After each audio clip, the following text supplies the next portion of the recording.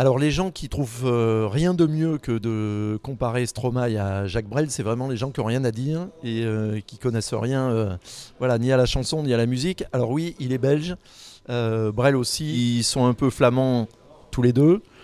Ça s'arrête à peu près là. Ce qu'ils ont en commun, c'est qu'ils roulent les airs, ce qui donc évidemment fait pour les Français un truc commun, mais ça veut rien dire. Les Brésiliens aussi ou les Italiens, ils roulent les airs, donc c'est pas une preuve. Il y a un morceau dans lequel effectivement il fait ce qu'on pourrait appeler un brélisme. C'est dans Bâtard où il reprend une expression, on va dire à la Brel. Après, la seule chose qu'ils ont réellement en commun, je pense, c'est qu'ils mettent des personnages en scène dans leurs chansons et qu'ils interprètent. Mais ça s'arrête là.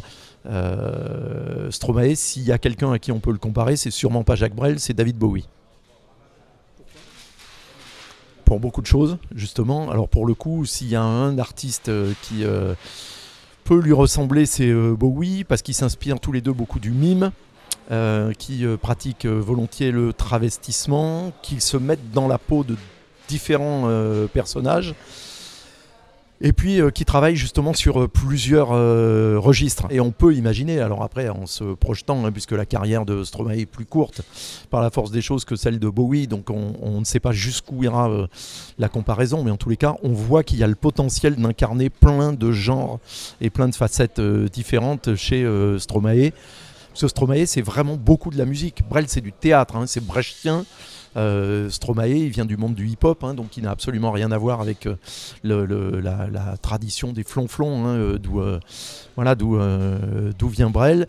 Et il a un peu ce syncrétisme musical, alors différent de Bowie, qui est anglais, mais Bowie a su mélanger très très bien la culture néo-classique et avant-gardiste de la Mitteleuropa, y compris venant de Kraftwerk, du krautrock, etc., avec la soul et le rhythm and blues américain.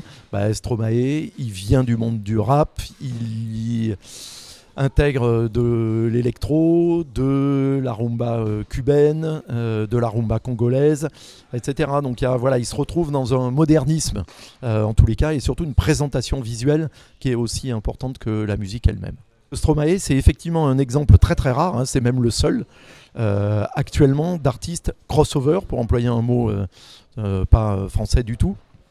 C'est-à-dire justement qu'il touche tous les publics. Il plaît aux enfants, parce que beaucoup de ces mélodies, comme Papa Outé ou Formidable, ça ressemble à des comptines.